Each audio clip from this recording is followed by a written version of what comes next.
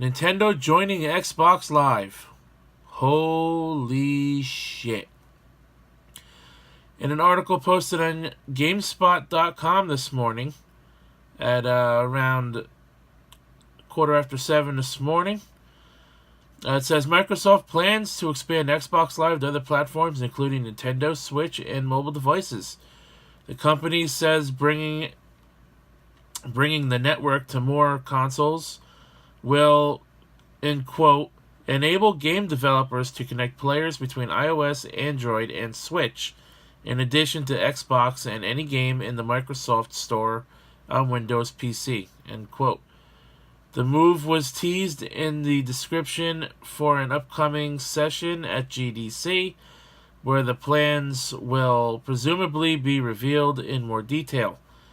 The session, titled Xbox Live Gaming and Engaging Your Gaming Community Across iOS, Switch, Xbox, and PC, planned by Microsoft, will include details on the expansion, which Microsoft says will take Xbox Live to over 2 million devices with the release of our new cross-platform Xbox Development Kit. The description continues, and quote, Xbox Live players are highly engaged and active on Xbox and PC, but now they can take the gaming achievement history, friends list, clubs, and more with them almost anywhere. Further details are scant at present, but we'll learn more during GDC, which takes place during March 18th through the 22nd. So, this is not a rumor. This is not set in stone yet, but it's certainly not a rumor. This is not a joke. This is real. This is real. Now, this could be a way for Nintendo to get better online service, which they desperately need, because they've always been behind the eight ball when it comes to online gaming. Their servers have not always been the greatest, and they could learn a thing or three from Microsoft, that's for sure. This seems like a way for Microsoft to continue to monopolize the gaming industry, in a similar way to that the WWE is monopolizing the wrestling industry. The pro wrestling industry, that is. Personally, I don't mind this idea. I think it would be great. Sony will definitely start getting left behind, though. I could certainly see if this does happen. Not only will Nintendo continue to thrive, but Xbox will probably end up winning the next console generation if this happens. I am actually looking forward to seeing what actually happens. Again, this is only a teased idea at the moment. We will have to wait until GDC next month. And for anyone who doesn't know what GDC is, GDC stands for Game Developers Conference. It takes place every year in March. This year, the 18th through the 22nd. It'll be interesting to see how powerful this merger can possibly be. I wouldn't really call it a merger, but this expansion, this Xbox Live expansion, how powerful this could be. And they're not stopping at Nintendo. They're aiming for iPhones, iPads, and Android, all Android devices as well. So, man, Xbox Live could be on top of the world when it comes to gaming online.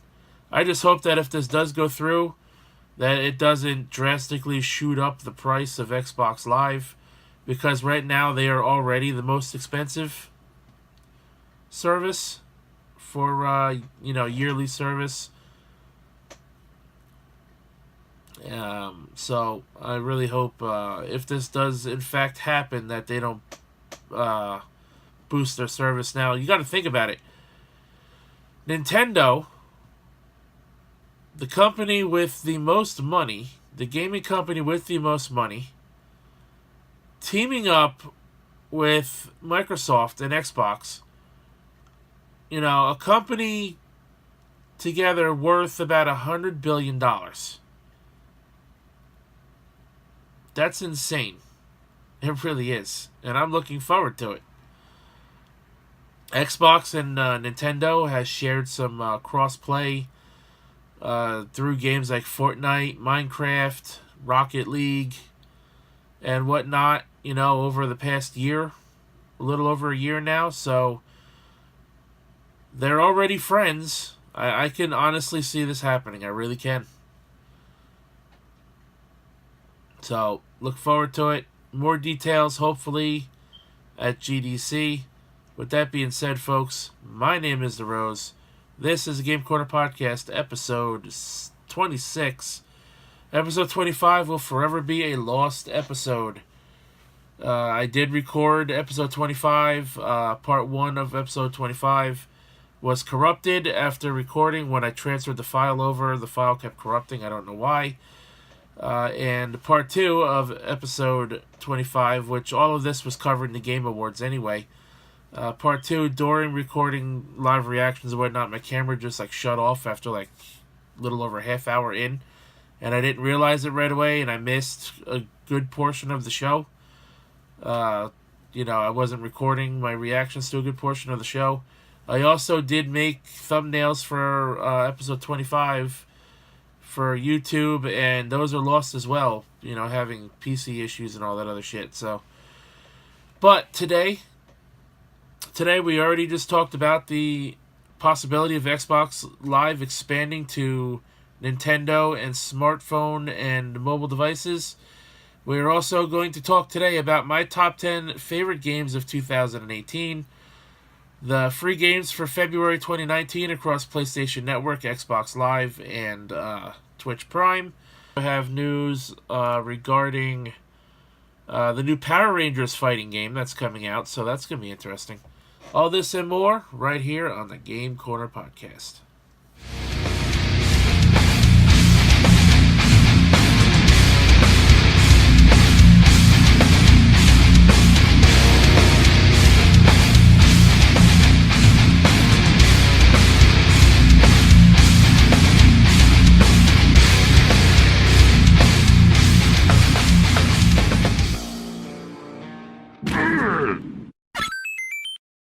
Welcome again, guys, to the Game Corner Podcast, episode 26.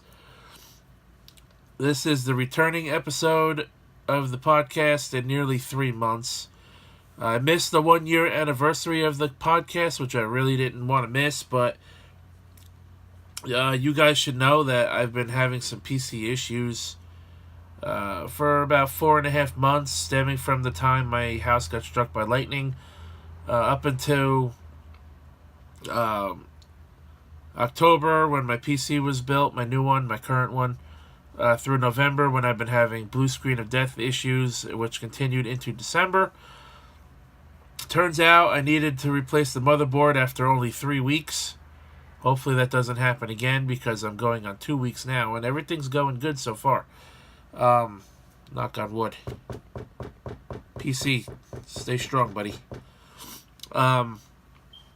So this is the first episode back in nearly 3 months. Again, episode 25 will forever be a lost episode. And I've decided to keep it that way because I did record it, most of it. I made thumbnails for it. As far as I am concerned, I did the work, to have it up, but just didn't work out. So thanks for tuning in, guys. My name is The Rose. Please check me out on Facebook, Twitch, Twitter, and YouTube.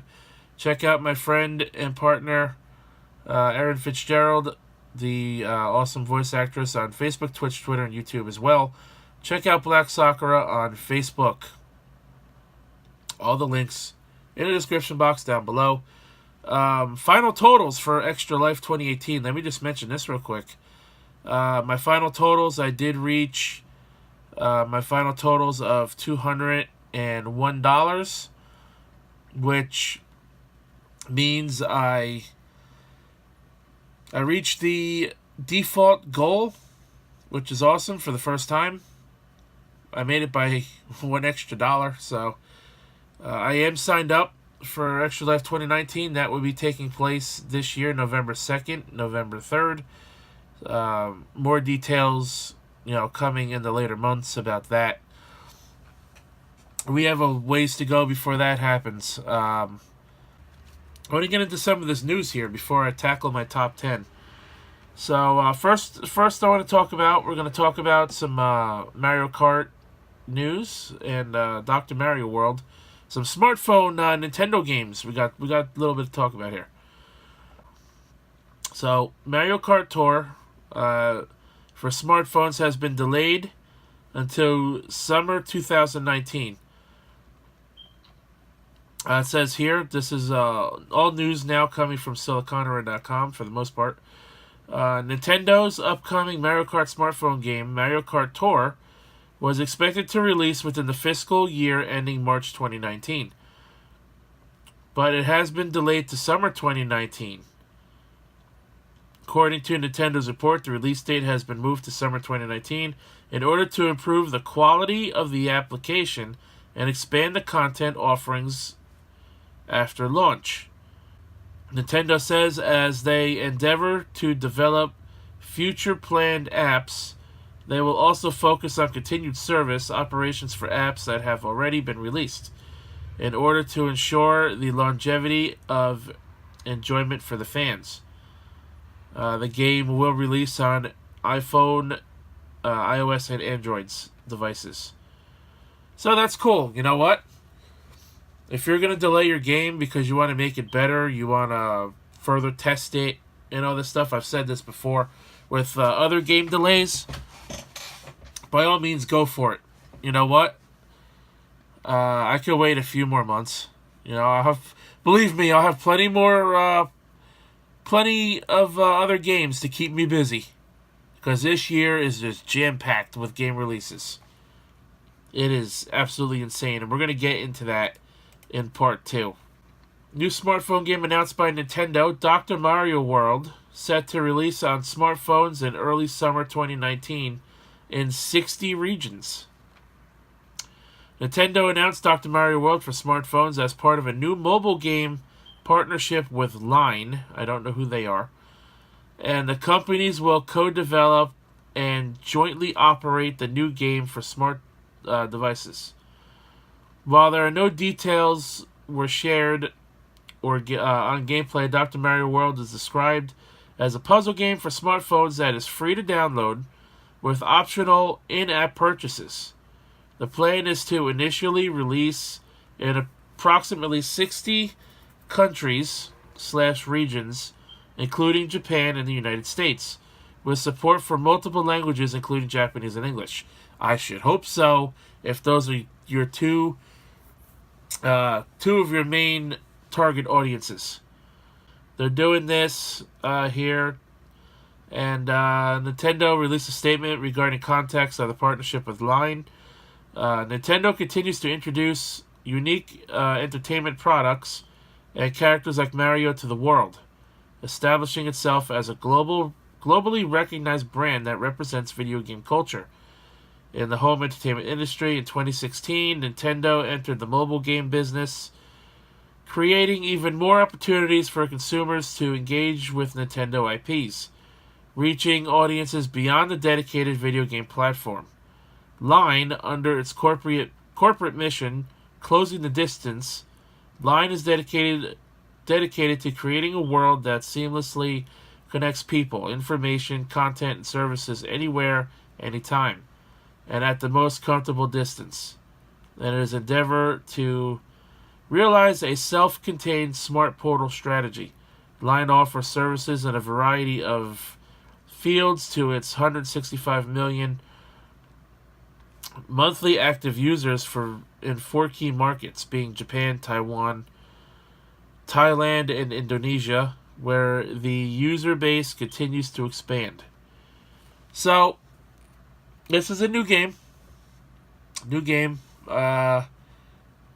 Gotta say, I never really played much Dr. Mario growing up. I did have the NES game, and that's about as far with it I ever got. I didn't play Dr. Mario 64. I actually never even knew that game existed until an AVGN episode, actually, and where he mentioned it.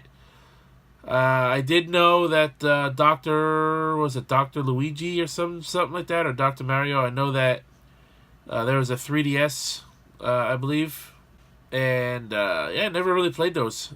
So if it's free, I'll certainly play it. Hopefully, it's not going to be one of those pay-to-win type of games. Free to play, sure. I don't know how they're going to do it. Maybe it could be one of those free-to-start games where you get to play the first few levels, try it out, see if you like it, and then they're going to want you to buy it to unlock the rest of the game. Very possible. Sticking with Nintendo news, Nintendo teases a Switch game that will make everyone happy, and it's suitable for Switch Online. So let's see. So Nintendo apparently, according to rumors, is working on a smaller Switch console, which I'll get into that in part 2. I'll save that for part 2. We also got some teasers from Nintendo for an announced Switch game, or several to release in the next fiscal year. During the financial results briefing, Nintendo teased an unannounced software title that will make everyone happy, quote unquote.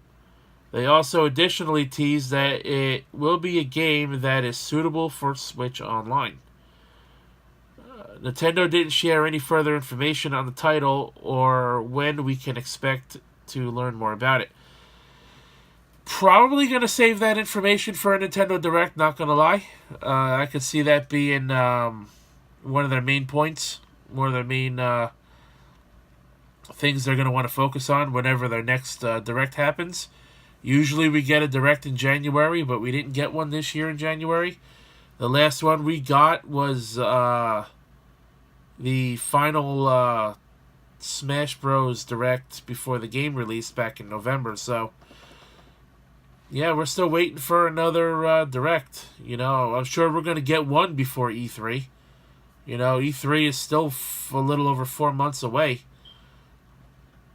So, yeah, so we don't know what this game is. We don't know what Nintendo characters will be in it. We don't know if it's a new IP with new characters, or if it's going to be another party type game where they take characters from a bunch of Nintendo games like they've done with Mario Party, Mario Kart, Smash Bros, etc., and making a new IP with existing characters, or they're just going to make new characters in a new game. I don't know, but something interesting to look forward to. The new Power Rangers Battle for the Grid video game.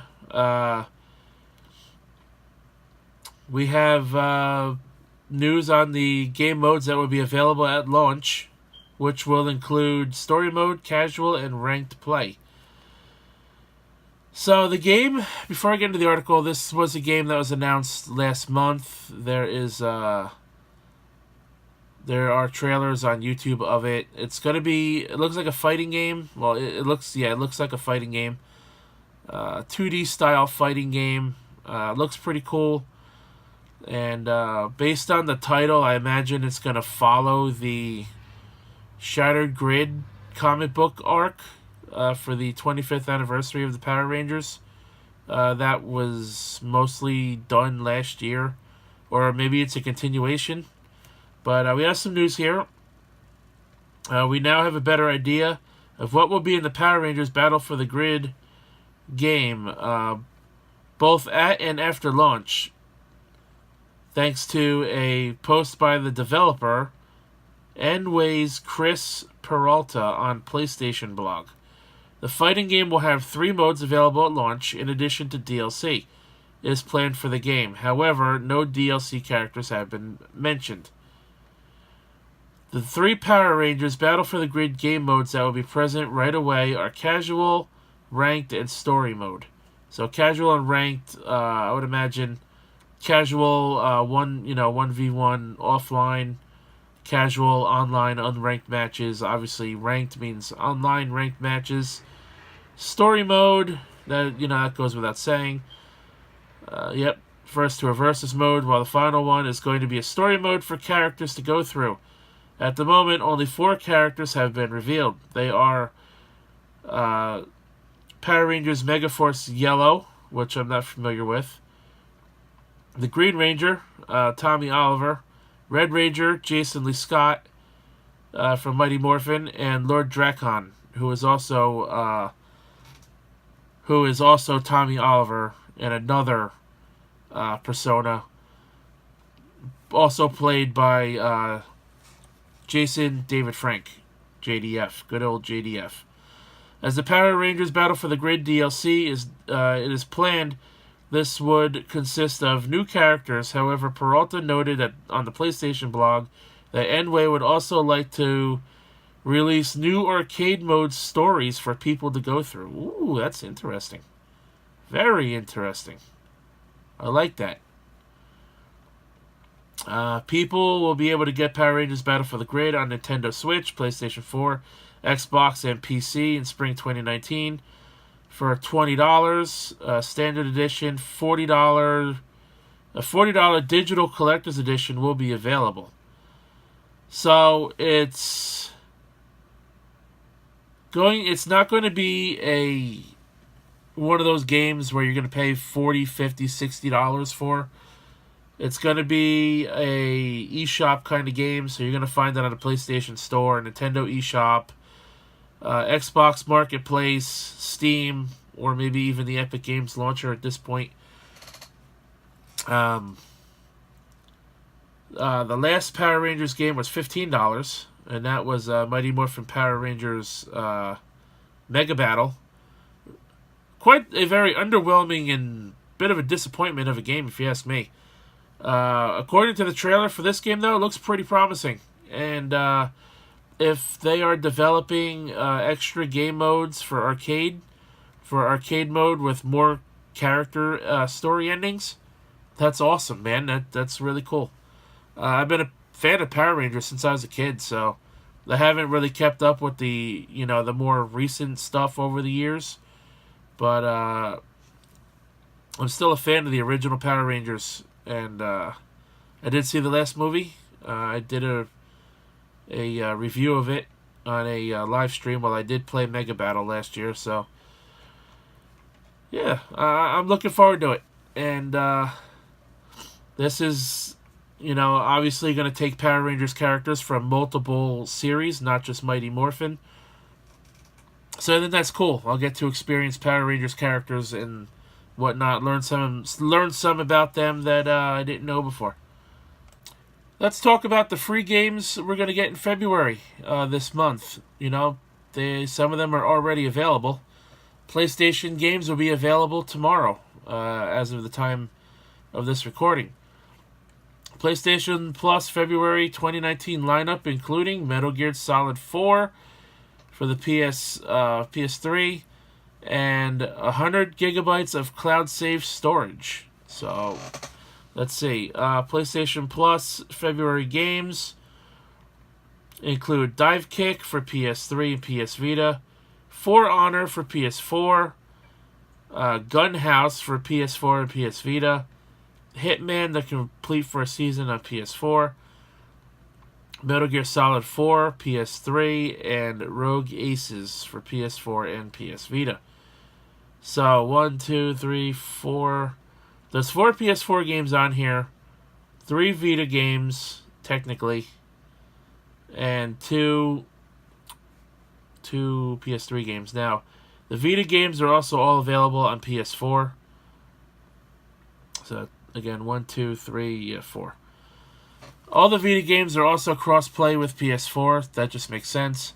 Now, this month is also the last month that PlayStation 3 and PlayStation Vita games will be supported for the free games with PlayStation Plus, With that being said, hopefully, since there are 4 PS4 games technically on this list, hopefully they continue to give at least 4 games going forward every month for free. Similar to what Xbox does, they give 4 games every month for free. And if they don't, and say they go down to 2 or 3, I would say maybe they should lower the price of PlayStation Plus a little bit just to acclimate that change. Now, I have no experience with any of these games. I'm not interested in any of these games. But for those of you who are, and if you still play your PS3 and your PS Vita, get your last handful of free games while you can. These games will be free until March 4th next month. Alright, free games with Xbox Games with Gold. Now this is actually a better lineup to me. You get less games, but to me it's a better lineup. Bloodstained Curse of the Moon, available from February 1st to the 28th on Xbox One. Super Bomberman R, available from the 16th of this month to March 15th next month. Assassin's Creed Rogue on Xbox 360 backwards compatible, available from the 1st to the 15th. And Star Wars Jedi Knight Jedi Academy, available from the 16th to the 28th. Backwards compatible on Xbox One from the original Xbox. Now, Bloodstained Curse of the Moon I am highly interested in. While I'm not really a Castlevania fan, and the Bloodstained is a spiritual successor of the Castlevania series, I am very interested in this game. I never got around to buying it, and now I'm glad I didn't, because I could try it for free. And if I like this one, then I will certainly look forward to Bloodstained Ritual of the Night, the other game that's been delayed quite a few times. Super Bomberman R was a Nintendo Switch launch title, which ended up on the PS4 and the Xbox One as of June of last year. Super Bomberman R, it's a good time waster. If you like Bomberman, you're going to like this game. Sadly, though, once you beat it, there's really nothing left to do. However, I will play it again, because why not? It's free. It's a game I enjoyed on my Switch for a little while. You should think of picking it up. Story mode consists of 6 chapters, and it only takes about 2 to 3 hours to beat, depending on how good you are at these kinds of games. And as far as the other 2 games, I'm not a fan of Assassin's Creed. I'm not a fan of Star Wars at all. Those games, quite honestly, I really don't give a shit about. And the last but not least, for this month's free games with Twitch Prime, they are giving away 5 games this month. Piku Niku, Dear Esther Landmark Edition, Downwell, The Flame in the Flood, and they're giving away Draknek and Co. Puzzle Collection. I have never heard of any of these games. Until February 28th, you could also download these games. I really don't care about these fucking games. Xbox wins it for me with the free games this month. That's your news for today. I have organized my list of my top 10 favorite video games of 2018. So I'm going to run through these real quick. Kirby Star Allies. Kirby Star Allies was a pretty fun game. For what it was, I enjoyed it. Sadly, though, once you beat it, there's really nothing else to do. I mean, there has been quite a wave of DLC for that game, but they were just adding more characters to run through the game with, and that's really all it was. You beat the game once, really changing characters. Yeah, it's a different play style, but you're still playing the same game, same stages over again. In my opinion, I don't really think the game was worth $50. Or was it $60? I don't remember what I paid. Might have been $50. I think it was $50. It was the first Kirby game I played in a long time. Standalone Kirby game, that is. And I enjoyed it for what it was. If you're a fan of Kirby, it's it's something to get your hands on, and you should enjoy it for what it is, and maybe you'll find more enjoyment out of it than I did. Next, number 9, we have Mega Man 11. Mega Man 11 continuing the classic 2D run to the right and shoot everything in your path kind of game. The last main entry into the series is Mega Man 10, which was back in like 2009 or 2010. Might have been 2010. This game is just as difficult as the Mega Man series pretty much ever was. The graphics look nice and crisp. I have not beaten this game yet, but the amount of the game I played, I am enjoying it. I love a good challenging video game. Mega Man is one of the most iconic video game characters out there, and for $30 or cheaper now, can't go wrong with Mega Man 11, I don't think. Number 8, Dragon Ball FighterZ, or Dragon Ball FighterZ as a lot of people still call it. Dragon Ball FighterZ was the first game I played that released in 2018 at the end of January. I got the collector's edition. I did an unboxing of it last year on my channel. We also, me and Cypher that is, did a review of the game for episode 5 of the podcast a year ago. So you can go look that up. The game is pretty cool. It was an interesting take on the story mode of the game. It didn't do the whole cookie cutter play as Goku and company, revisiting all of the sagas from the Saiyan saga all the way down to the Buu saga, and then incorporating Super. So I think it was a unique take. Android 21 is currently a Dragon Ball FighterZ exclusive character. It would be interesting to see if she'll end up in any other main Dragon Ball game to ever release in the future. And yeah, so it's a game, you play it for a while, you're going to get bored of it after a while. Any fighting game is like that. That's the reason why it's not, higher up on my list. There is some lag here and there, and once you beat the story mode, all you have left to do really is play online and practice. And play arcade mode just to see how fast and you can beat it for a score attack. Number 7, Forza Horizon 4. Forza Horizon 4 is a fantastic racing game. And if you've played any of the games in the Forza series, the Forza Horizon series, up to this point, then Forza Horizon 4 gives you much of the same. A big, wide open sandbox where you can drive anywhere and everywhere. You can make your own jumps out of hills and whatnot, like I do sometimes. Drive around, race with your friends, complete the story mode, collect your favorite cars. This game has a few new things added though, like buying a house, being able to customize, your garage and stuff, customize your character's outfit, name your character for the first time, I believe. Also has weather changing seasons that also affect the available events in the game. So, but again, once you beat the story mode of Forza Horizon 4, there's really nothing left to do other than play with your friends online or just drive around and try to find all the secrets you can. Number 6 is God of War. I guess this is the reboot to God of War. Released in April of last year, towards the end of the month.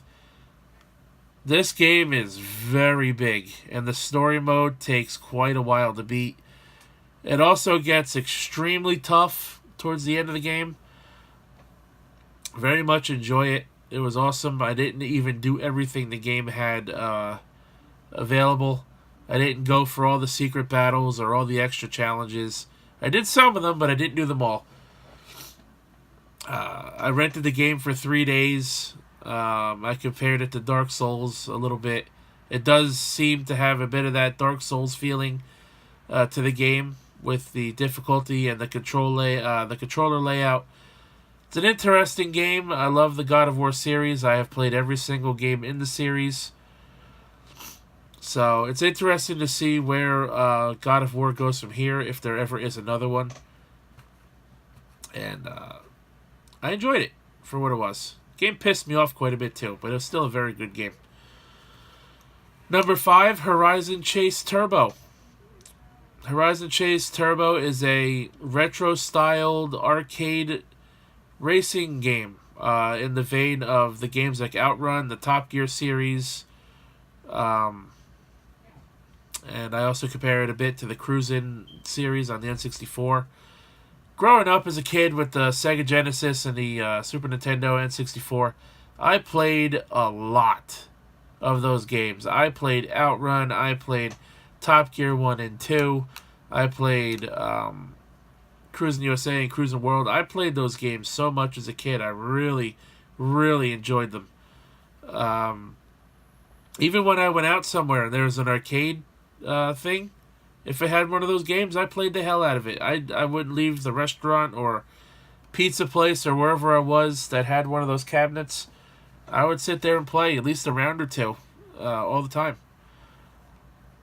When I saw the trailer for Horizon Chase Turbo, I was blown away, and I was so happy that somebody finally came out and actually released a retro-style 3D racing game in the vein of some of my favorite games growing up. And just by the trailer, I instantly fell in love with this game. I love it. Horizon Chase Turbo, released May 15th for the PS4. It was later added, I believe, to the Xbox One. It is certainly on the Switch, and I believe it's also on PC. If you like retro-style racing games, if you're a fan of Outrun or the Top Gear series, definitely give this game a chance. A lot of people love it. A lot of people love it. Number 4 is Pokemon Let's Go Pikachu and Eevee. I got the Eevee version. Now, this is another, I wouldn't say reboot of Gen 1 because it didn't have the Sevi Islands or anything like the Fire Red and Leaf Green remake did. And it only contains the original 151 Pokemon, plus it revealed Meltan and Melmetal as new Pokemon. For what it is, I enjoyed this game more than I thought I would. The graphics are pretty good for a Nintendo game, and based on those graphics, I'm expecting to see something similar or even better looking for the next mainline Pokemon game that we're supposed to get this year in November when that releases. We still don't know what that game is, by the way. But yeah, Pokemon Let's Go. Eevee and Pikachu takes out the annoying HM moves, which is cool. Eevee and Pikachu, they can learn special moves that no other Pokemon can learn. The starter Pokemon, however, cannot evolve. You can actually see the Pokemon in the grass, so you don't have any more of those annoying random encounters every 5 seconds when you're in the grass or you're in a cave. The only downside is you don't get to battle the wild Pokemon outside of Legendaries and Snorlax. The Pokemon catching system and stats system was more like Pokemon Go, but I'm okay with that because Pokemon Let's Go Pikachu and Eevee breathed new life into Pokemon Go. So I'm totally okay with that, and with the introduction of 2 new Pokemon, Meltan and Melmetal, it's totally worth it, man. If you hate this game, I think you just haven't given it enough of a chance, or you're just blindly hating it because other diehard Pokemon fans are like disgusted by this game. I don't know why. Number 3, Marvel Spider-Man for PS4. This game is fantastic, from the graphics to the voice acting to the gameplay to the story. Everything about this game is awesome. There are also 3 DLC expansions that are out currently for this game. One released October, November, December. You have Turf Wars. You have The City That Never Sleeps, I believe one's called, and I forgot what the last one was called. But it's pretty cool. Love the Spider-Man game. Been a fan of Spider-Man since I was a kid. I couldn't wait for this game to come out. I still haven't finished it yet. That just goes to tell you how big this game really is. It's another one of those open world sandbox games where you can pretty much go anywhere and everywhere around New York City. So if you haven't played Spider-Man yet, I don't know what you're waiting for, but it's certainly one of the games that I was hoping to win Game of the Year last year. Number 2, Super Smash Bros. Ultimate. Come on now, we all knew this was going to be on the list. It would have been number 1, but there are some problems with this game. Some laggy online, although I haven't had it as bad as other people. World of Light was an interesting take on the story mode. It's pretty cool. I like the RPG aspect of it. But it's kind of held back by a lot of repetitive battles. By that, I mean you face a lot of the same characters over and over again, and some of the teams are even repeated in more than one battle. I feel like they could have done a better job mixing it up with the teams you would face in the World of Light mode. I like how they made unlocking characters a lot easier instead of being so cryptic as it was in previous releases. However, there is one game-breaking glitch with Bayonetta that has not been addressed. You have the infinite assist trophy glitch that Isabelle has. And now you have the game-breaking Piranha Plant issue, where if you play the new character Piranha Plant, the DLC character, if you use him in All-Star mode, he will corrupt your save data, and you'll have to start the entire game over again. Smash is a good time, even online, but again, it's a fighting game, so you're going to get bored with it after a while. It's still a very good game, probably the most anticipated game of 2018. And with that, the issues really need to be fixed. They've done such a good job on this game. They worked so hard on it. Sakura and his team, they did very well. But just a few issues, keep it from being my game of the year. And that, folks, brings us to my number 1. My game of the year for 2018. This game, such a great game. I played it for Extra Life. It's the first game in the series since 2012. That game is Soul Calibur 6. Such a great game. Cypher and I did a review on this game not too long ago. Actually, on the last episode that was uploaded on episode 24. Or was it 23? I think it's actually 23. Good game. Very good game. The story mode, so much better than Soul Calibur 5 story mode. Then you had Soul Chronicle mode, which brought back like the story mode feeling of the first 2 Soul Calibur games in the way that they were done.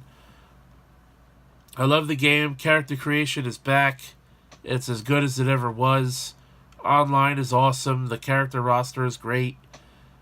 Soul Calibur 6 fixed everything that Soul Calibur 5 did wrong, and even did it better